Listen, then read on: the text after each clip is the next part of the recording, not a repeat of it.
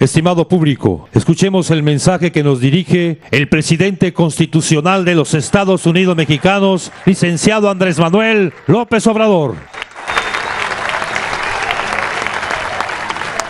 Amigas, amigos de la Comisión Federal de Electricidad, trabajadores de SUTEP, me da mucho gusto estar con ustedes. Hoy comenzamos una gira para impulsar este programa de Internet universal para todas y todos. Estuvimos en Tuxtla, ahora con ustedes, mañana con trabajadores, compañeras, compañeros de la Comisión Federal de Electricidad en el Estado de México y por la tarde en Jalisco. Vamos a estar el domingo en Sinaloa y en Nuevo León. El propósito ya se dio a conocer, es contar con el apoyo de ustedes para que podamos comunicar con Internet a todos los pueblos. Es, como se ha dicho, recurrir a ustedes como se hizo en el pasado, cuando un buen presidente, Adolfo López Mateos, en 1960 decidió nacionalizar la industria eléctrica para que todos los pueblos de México tuvieran acceso a la electricidad. En ese entonces, como aquí se ha dicho, no llegaba al 50% de la población el servicio eléctrico. Y a partir de que se nacionaliza la industria eléctrica, empiezan a contar con este servicio todos los pueblos. A día de hoy, gracias a la Comisión Federal de Electricidad, el 99.6% de la población tiene energía eléctrica en nuestro país. Fue una hazaña. Esto no se hubiese logrado si no se toma la decisión de nacionalizar la industria eléctrica, porque en ese entonces quienes daban el servicio eran empresas particulares y como es natural, la empresa privada busca la ganancia, la utilidad, a veces el lucro, porque no se conforman con una utilidad, obtienen más, mucho más de lo debido y también pues dan el servicio en donde está el dinero. Se electrificaban las ciudades porque ahí estaban los consumidores que podían pagar, pero en una comunidad, en un ejido, un pueblo, muy difícil contar la instalación de los postes, las líneas, ni modo que la gente. Sí, la mayoría de nuestro pueblo desgraciadamente vive al día. Por eso es que se tomó la decisión de que el Estado cumpliera con su responsabilidad social. Pero eso es distinto lo privado de lo público. El Estado tiene que ocuparse de garantizar los derechos fundamentales del pueblo. El derecho a un salario justo, el derecho al trabajo, el derecho a la educación, el derecho a la salud, el derecho a servicios básicos como la electricidad, el agua y ahora el Internet, que es también un derecho. Así está concebido a nivel mundial, pero siempre va adelante el discurso de los hechos. Y se habla mucho del derecho al Internet, como se habla del derecho a la salud o el derecho a la educación. Incluso está hasta escrito en la Constitución, pero es letra muerta, porque en la realidad no se cumplen esos derechos. Cuando comenzó este programa con el presidente López Mateos, se avanzó mucho, eso lo saben quienes tienen más edad, los más veteranos, como el que habla. Yo soy originario de un pueblo que se llama Tepetitán, que pertenece al municipio de Macuspana, del estado de Tabasco. Entonces teníamos luz de niños por una planta de diésel que entraba a la noche y la prendían y a las 9, 10 de la noche se apagaba. Si andaba uno en la calle, el primer aviso era un apagón, segundo aviso ya sabía uno, y ya el tercero había que estar ya en la casa porque no había energía eléctrica. Bueno, después ya se tuvo energía eléctrica permanente. Fíjense que con Adolfo López Mateos también llegó a mi pueblo y así a todos los pueblos de México el libro de texto gratuito, los libros en ese entonces. Por eso hablaba yo de que fue un buen presidente.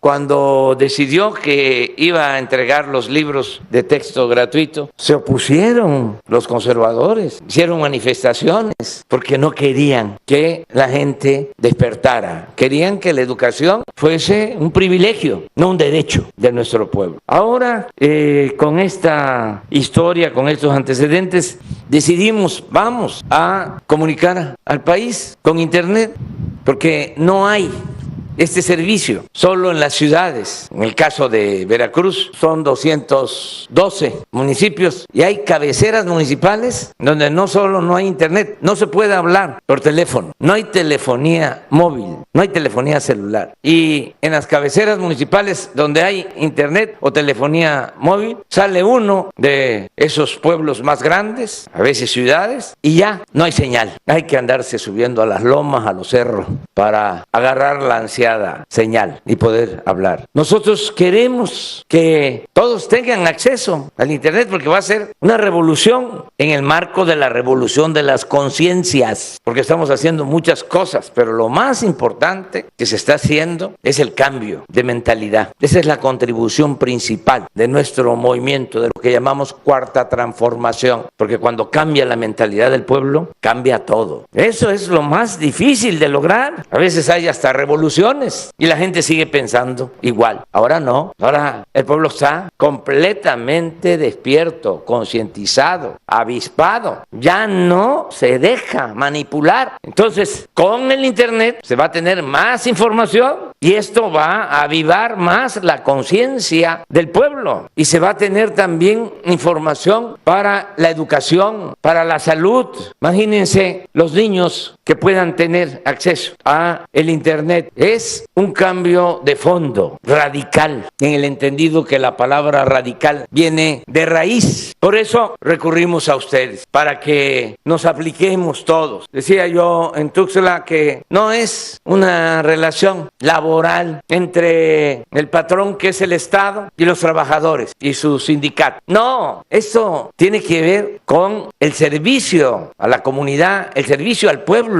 Todos nos vamos a sentir muy orgullosos. Esto no tiene que ver con lo material, esto tiene que ver con la bondad, con la fraternidad, con el amor al prójimo, con lo que tenemos que hacer todos, darle la mano al que se quedó atrás para que se empareje y caminemos juntos. Eso es lo que vamos a hacer. Y por eso, cuando se hable de internet día de mañana, pues se le va a vincular a los trabajadores electricistas. ¿Quiénes fueron los que crearon la infraestructura de internet en el país? Los trabajadores electricistas.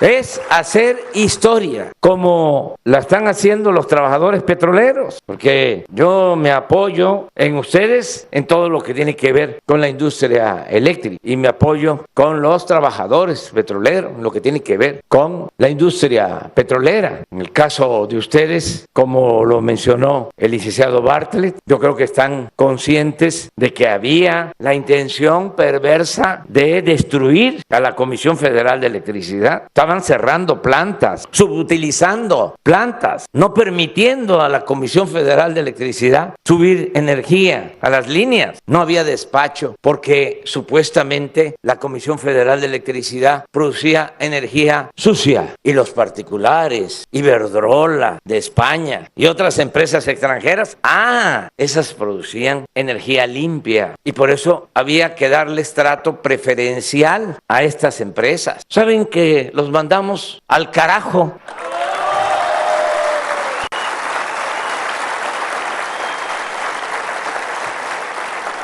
Usaban lo de energía limpia para hacer negocios sucios. Eso es la realidad. ¿Y cómo ni siquiera en igualdad de circunstancias se competía con ellos? Porque estas empresas recibían subsidio, muchísimo dinero del presupuesto, que es dinero del pueblo, para apuntalarlas. Desde que se creaban las empresas particulares, financiamiento de la banca del desarrollo, se les devolvían los impuestos, todo a favor de las empresas particulares. Y cada vez la Comisión Federal, generando menos energía, iba a la quiebra total. Y por eso estamos hablando de de rescatar y se está llevando a la práctica este propósito a la Comisión Federal de Electricidad. Y es muy sencillo, nada más que el que tiene una mentalidad conservadora y está acostumbrado a saquear, está muy difícil de que cambie de parecer. Pero ¿cómo va a ser lo mismo una empresa privada que una empresa pública? Nunca. ¿Cómo va a tener la misma condición de igualdad Iberdrola de España que la Comisión Federal de Electricidad? Jamás. Nosotros tenemos que cuidar la empresa pública porque no tiene propósitos de lucro. Es una empresa de la nación para beneficio de nuestro pueblo.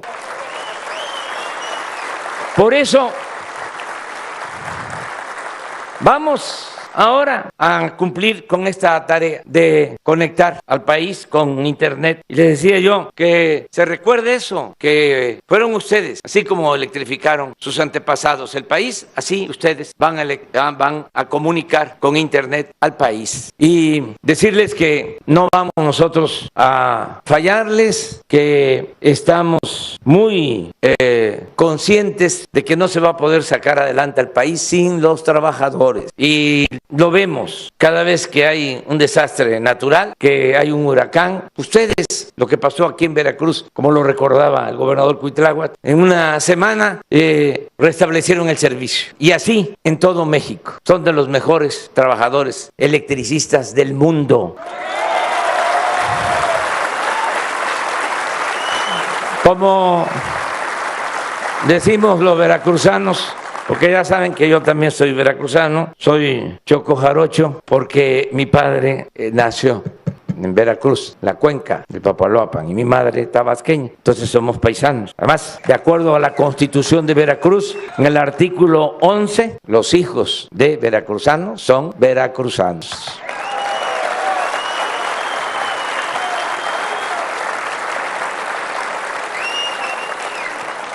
Por eso, decirles que estamos muy agradecidos con ustedes y van a ser siempre correspondidos. Cuando llegué al gobierno, aquí me llevaría mucho tiempo explicarles de cómo me fui formando. Desde que estaba yo en primero de la Facultad de Ciencia Política, 1973. Saben que participaba yo en marchas con los trabajadores electricistas, pero había una corriente democrática del SUTER, un gran dirigente, Rafael Galván, gran dirigente. Entonces yo estaba en primero de la carrera de ciencia política y empecé a ir a las marchas para democratizar el sindicato. Y en ese entonces decíamos, SUTER, apaga la luz. Ahora ya tengo que decir, SUTER, enciendan la luz. Pero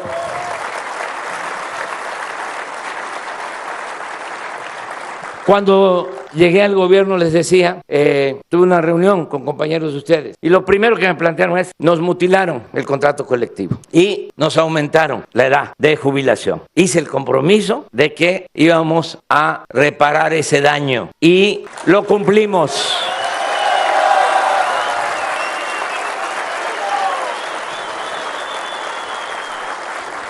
Y así vamos a seguir trabajando juntos. Les decía yo que con los petroleros, trabajadores petroleros, estamos sacando adelante esa industria que también la dejaron convertida casi en chatarra. Acabaron con las plantas petroquímicas. Bueno, aquí en Cosolia, lo saben bien, todo este corredor, todo lo que era la petroquímica. Las refinerías estuvieron a punto de acabarlas, no las dejaron 6 refinerías, incluida la de Minatitlán, al 30% de su capacidad de producción. ¿Qué hemos hecho? Bueno, hemos invertido en rehabilitar las 6 refinerías y ahora ya están produciendo a más del 60% de su capacidad. Pero no solo eso, ya terminamos y estamos solo integrando la nueva refinería de Dos Bocas, Paraíso, Tabasco. Compramos una refinería en Texas. ¿Y por qué todo esto? Porque ya no vamos a vender petróleo crudo y a comprar gasolinas en el extranjero. Ahora vamos a procesar toda nuestra materia prima y aquí vamos a producir los combustibles. ¿Y con qué propósito? Que no aumente el precio de las gasolinas, el diésel, como también, y esa política ustedes ya la están percibiendo, lo saben, sobre todo los que se encargan de hacer los cobros. No ha habido aumento en el precio de la luz desde que llegué a la presidencia en términos reales, y por eso es con los electricistas, es con los petroleros, es con las maestras, los maestros. ¿Se acuerdan cómo había una campaña en contra del Magisterio Nacional, echándole la culpa a las maestras? Los maestros se quedan unos flojos, y que por eso el atraso en lo educativo, y querían imponer la mal llamada reforma educativa. Dijimos, no podemos nosotros ningunear, ofender a nuestras maestras, a nuestros maestros, y lo que se tiene que hacer es darles el trato que merecen. Saben que no hemos tenido un solo problema, nunca han dejado de ir a dar clases maestras, maestros. Se suspendieron las clases por la pandemia, pero si no estaban suspendidas o no están suspendidas las clases, ahora que vamos a regresar a clases ya el lunes próximo para educación básica, ahí están las maestras, ahí están los maestros, con ellos juntos los trabajadores de la educación. Lo mismo estamos haciendo con los trabajadores de la salud, porque también nos dejaron tirado el sistema de salud, sin centros de salud, sin hospitales, sin equipos, sin medicamentos, sin médicos, sin especialistas, y estamos levantando. Ya que pasó la pandemia, el propósito es tener el mejor sistema de salud pública que se haya tenido en el país, y uno de los mejores del mundo, y eso con los trabajadores de la salud. ¿Saben cuántos trabajadores de la salud estaban contratados de manera eventual? 80,000. A todos se les va a basificar, a todos los trabajadores de la salud.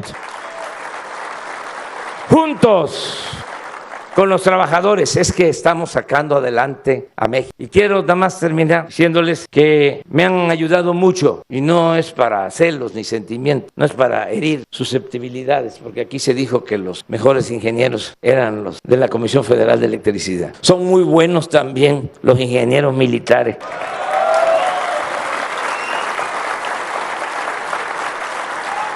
¿Sabe qué hicieron los ingenieros militares? Un aeropuerto que es el mejor de América Latina. ¿Saben que tenían pensado, porque era una gran tranza, hacer un aeropuerto en el lago de Texcoco con un costo estimado de 300,000 millones de pesos? En un lago donde más se hunde del Valle de México. Pero estaba de por medio un negocio inmobiliario, porque iban a cerrar el actual aeropuerto y se iban a quedar con todo ese terreno, 600 hectáreas, y lo iban a fraccionar. Iban a cerrar ese aeropuerto, iban a cerrar también el aeropuerto militar de Santa Lucía. 2 aeropuertos, más 300,000 millones, en la peor zona del Valle de México, donde hay más hundimientos. Dijimos, no, vamos a consultarle a la gente, y el pueblo es sabio, y se hizo una consulta y dijeron no, que se cancele esa obra, y pagamos 100,000 millones por contratos que se habían hecho, porque cuando gané se apresuraron a hacer contratos y a dar anticipos, pensando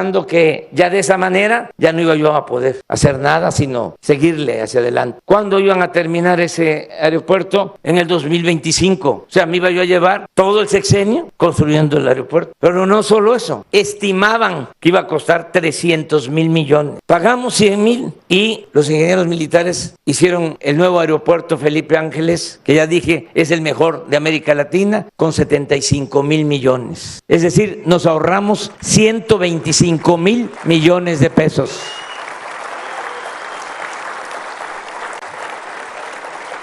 Y no quiero picarle la cresta, pero ese aeropuerto lo hicieron en 2 años y medio. Entonces, poner las 2,800 antenas no es nada, es como tamalitos de chipilín. Son tamalitos de chipilín. Me da mucho gusto, la verdad, estar aquí con ustedes, paisanos, aquí en COSOL. Y vamos adelante, y cuando tengamos la comunicación por internet, lo vamos a celebrar entre todos.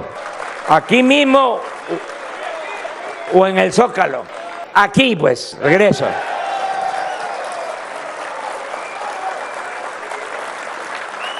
Que me voy a regresar para que me digan misión cumplida.